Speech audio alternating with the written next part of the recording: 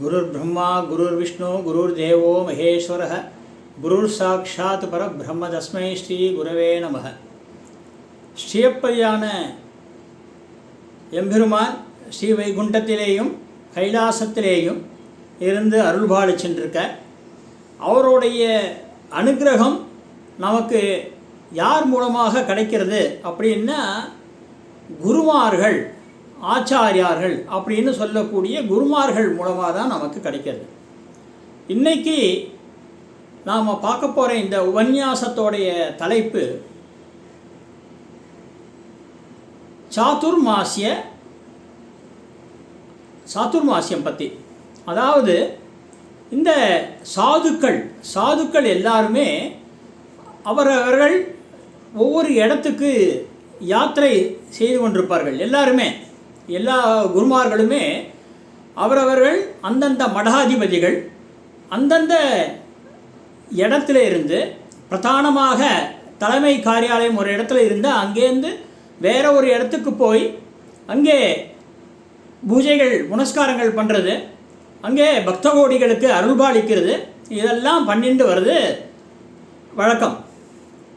இந்த சாதுர்மாசிய நேரத்திலே ஆரம்பிக்கிற நேரத்திலே அந்த சாதுர்மாசிய ஆரம்பத்திலேருந்து சாதுர்மாசியம் முடிகிற வரையும் அவள் ஒரே இடத்துல தான் இருப்பா. அங்கேயே தான் பூஜைகள்லாம் நடக்கும். அப்படிப்பட்ட ஒரு விசேஷமான விஷயங்கள் இந்த நாளில் ஆரம்பிச்சிருக்கு. குரு பூர்ணிமா இன்னைக்கு ரொம்ப விசேஷமான நாள். இப்போது நாம் பகவானுடைய தாயார் சக்தி பரமேஸ்வரருடைய அருள் பெறத்துக்கு நமக்கு என்ன பண்ணணும் அப்படின்னா, சிக்கனை பிடித்தேன் சிவபெருமானேன்னு. அதே மாதிரி நாம் அவரை பாதத்தை நாம் கெட்டியாக பிடிச்சிக்கணும். அதுக்கு யார் மூலமாக பண்ண முடியும் அப்படின்னா, இந்த குருமார்கள் அவளை நாம் தர்ஷனம் பண்ணும்போது நல்லது கிடைக்கும். இப்போது குறிப்பாக ஒரு சில பேரை பார்க்கும்போது நாம் வெறும் கையோடு போகக்கூடாது அப்படின்னு சாஸ்திரத்தில் சொல்லியிருக்கு. உபன்யாசம் பண்ணின்றவெல்லாம் சொல்லிட்டு இருக்கா. என்ன உண்மையான விஷயங்கள் என்ன அப்படின்னா, இப்போது ஒரு வியாதியஸ்தரை பார்க்க போகும்போது நாம் வெறும் கையோடு போகக்கூடாது. ஏதாவது ஒரு பழங்கள், ஒரு சாத்துக்குடி பழம் வாங்கிட்டு போகிறது, ஹார்லிக்ஸ் வாங்கிட்டு போகிறது, இதை மாதிரி வழக்கத்தில் உண்டு. அதை மாதிரி பண்ணணும். அது மாதிரி கோவிலுக்கு போகும்போதும் உங்களால் முடிஞ்சபடி ஏதாவது புஷ்பமோ துளசியோ வில்வமோ ஏதாவது ஒன்று எடுத்துன்னு போகணும். அது மாதிரி விளக்கு ஏற்றுறதுக்கு எண்ணெய் இதை மாதிரி கொடுக்கலாம், புஷ்பங்கள் கொடுக்கலாம், இதை மாதிரிலாம் கொடுக்கலாம். அது மாதிரி பெரியவங்களை பார்க்க போகும்போது வயசான பெரியவங்களை நாம் போய் பார்த்துட்டு வரோம். அது சொந்தக்காரராகட்டும் இல்லை தெரிஞ்ச மற்றவாகட்டும் யாராக இருந்தாலும் நாம் அவங்கள போய் பார்க்கும்போது அவர்களுக்கும் நாம் ஏதாவது ஒன்று வாங்கிட்டு போகிறது ரொம்ப ரொம்ப நல்லது. இப்போ சொந்தக்கார ஆற்றுக்கு போகிறோம் அப்படின்னா, இடத்துக்கு போகிறோம் அப்படின்னா, அங்கே முன்னெல்லாம் பார்த்திங்கன்னா பழங்கள் தான் வாங்கிட்டு போகிறது உண்டு. ஸ்லாக்கியம் அதுதான் சிரேஷ்டம் அப்படின்னு சொல்லி உண்டு. இப்போது ஒரு அடியேன் ஒரு பழக்கத்தில் வச்சுட்டுருக்கிறது என்ன அப்படின்னா, சொந்தக்கார ஆற்றுக்கு போனாலும் சரி, இல்லை நண்பர்களுடைய இடத்துக்கு போனாலும் சரி, இது மாதிரி பெரியவர்களை பார்க்க போகும்போதும், இல்லை பெரியவர்கள் இல்லாமல் நம்ம உறவினர்களையே பார்க்க போனாலும் அங்கே காய்கறிகள் ஒரு 3-4 வகையான காய்கறிகளை வாங்கி கொண்டு போனோன்னா அவளுக்கு ஒரு 3 நாளைக்கு உபயோகமாக இருக்கும். அது மாதிரி அவள் இல்லாமல் இல்லை, காய்கறி இல்லாமல் இல்லை. அது மாதிரி நம்ம போகக்கூடிய நேரம் ஒரு மத்தியான நேரத்திலே போகிறோம் அப்படின்னா முடிஞ்சால் ஒரு 2 பால் பேக்கெட்டையும் வாங்கிட்டு போயிடலாம்.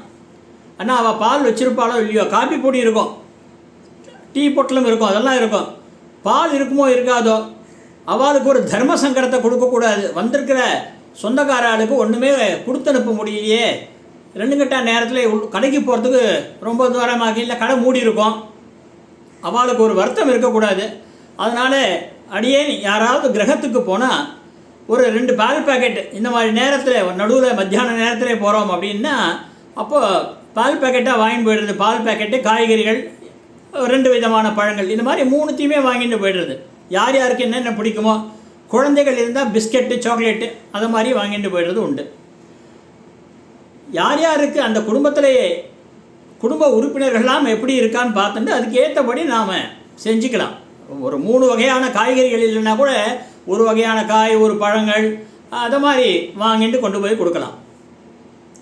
அதை மாதிரி இந்த மாதிரி சாதுக்கள், குருமார்களை போய் நாம் தரிசனம் பண்ணும்போது, சேவிக்கும்போது, அங்கே பொதுவாக நிறைய பேர் சந்தியாவந்தனம் பண்ணிவிட்டு அபிவாதையை சொல்கிறது உண்டு. அது மாதிரி ஆற்றுல கிரகத்தில் அவள் வீட்டில் சேவிக்கும்போது, பெரியவாளை சேவிக்கும்போது அபிவாதையே சொல்கிறது உண்டு. அந்த அபிவாதையே, அந்த மந்திரத்தை சாதுக்கள் கிட்ட சொல்லக்கூடாது அப்படின்னு சாஸ்திரத்தில் இருக்குது. அது மாதிரி கோவில் போனாலும் அங்கே யாரையும் நமஸ்காரம் பண்ணக்கூடாதுன்னு சாஸ்திரத்தில் இருக்குது. கோவிலில் போனால் பகவான் அவள் மட்டும்தான் தரிசனம் பண்ணிட்டு வரணும், தெய்வத்தை மட்டும்தான் தரிசனம் பண்ணிட்டு வரணும், சாஷ்டாங்கமாக நமஸ்காரம் பண்ணிட்டு வரலாம். மற்றபடி அங்கே நீங்கள் என்னதான் 100 வயசு பெரியவர் அங்கே இருந்தால் கூட அந்த இடத்துல சேவிக்கக்கூடாதுன்னு சாஸ்திரத்தில் இருக்குது. அதே இது உங்கள் கிரகத்துக்கு வந்தால் அப்போ நீங்கள் பண்ணிக்கலாம், இல்லை நீங்கள் அவள் கிரகத்துக்கு போனால் பண்ணிக்கலாம். அங்கே போய் பெரியவாளை சேவித்து, ஆச்சாரியனை சேவித்து, மடாதிபதிகளெல்லாம் சேவித்து தர்ஷனம் பண்ணிட்டு அவருக்கு கொடுக்கும்போது அங்கே மடத்திலேயே மூங்கில் தட்டு வச்சுருப்பா. நீங்கள் காய்கறிகள், பழங்கள், ஒரு 4 விதமான காய்கறிகள், பழங்கள், அரிசி, வெல்லம், இது மாதிரி பல விதங்கள் வாங்கிட்டு போய் பிக்ஷையாக கொடுக்கறது உண்டு. அங்கே இந்த சாதுர்மாசியத்தில் அங்கே பிக்ஷா உண்டு. நீங்கள் ஒரு அது குறிப்பிட்ட நேரம் வச்சுருப்பா, அதை விசாரிச்சுக்கலாம். நீங்கள் வாங்கிட்டு போயிட்டேன்னா அங்கே மூங்கில் தட்டு கேட்டு அவாக்கிட்டே அதை நீங்கள் சேர்த்துடலாம். அது மடத்துக்கு பெரியவா மடாதிபதிகள் ஆச்சாரியான் அவள் அனுகிரகம் பண்ணி அந்த மூங்கில் தட்டை தொட்டு ஆசீர்வாதம் பண்ணி கொடுத்துருவா. அதுவும் மடாதிபதி அவள் தொட்டு ஆசீர்வாதம் பண்ணி கொடுத்த உடனே அன்றைய தலிகைக்கு இல்லைன்னா மறுநாள் தலிகைக்கு அதை யூஸ் பண்ணிப்பாள். உங்களால் முடிஞ்ச ஒரு இது பெரியவாளுக்கு, குருமார்களுக்கு நாம் கொடுக்க வேண்டிய ஒரு அவசியம், செய்ய வேண்டிய ஒன்று. இது அவசியம் செஞ்சுன்னு வரும்போது குரு கடாட்சம் பரிபூர்ணம். இப்போ நிறைய பேர் கோயிலுக்கு போனேன்னா பெருமாளை நல்லா சேவிச்சிட்டேன், நல்லா தரிசனம் பண்ணிட்டேன், அது விநாயகர்லேருந்து ஆஞ்சநேயர் வரையும் எந்த கோயிலுக்கு போனாலும் நாம் நல்ல தரிசனம் கிடச்சிது, நல்லா தரிசனம் கிடச்சிதுன்னு நம்ம மன திருப்தி அடைஞ்சுன்னு வந்துடுறோம். ஆனால் பெருமாள் எல்லாரையுமே பார்க்குறார், சுவாமி பரமேஸ்வரன் எல்லாரையுமே தான் பார்க்குறார், அம்பாள் எல்லாரையுமே தான் பார்க்குறார். ஆனால் நம்ம தரிசனம் அங்கே நமக்கு அந்த தரிசனம் கிடைக்கலன்னா கூட அவளுடைய தரிசனம் நமக்கு கண்டிப்பாக இருக்குது. அதனால் நீங்கள் வருத்தப்படவே வேண்டாம். கோவிலுக்கு போய் பார்க்க முடியலையே, கோவிலுக்கு போகிற நேரத்தில் கோவில் நட சாத்தி இருக்கே, சிரமமே பட வேண்டாம். கோபுர தரிசனம் கோடி புண்ணியம். அங்கே இருக்கிற துவஜஸ்தம்பத்தை தரிசனம் பண்ணிட்டு வந்தாலே அந்த ஆகர்ஷண சக்தி உங்களுக்கு நல்லபடியாக எல்லாத்தையுமே கொடுத்துரும். அப்படி ஒரு அற்புதமான இந்த விஷயத்தை நிறைய பேருக்கு லோகத்துக்கு சொல்லணும் அப்படின்னு சொல்லி நிறைய உபன்யாசகர்கள்லாம் சொல்லிட்டு இருந்தாலும் அடியேனுக்கு இந்த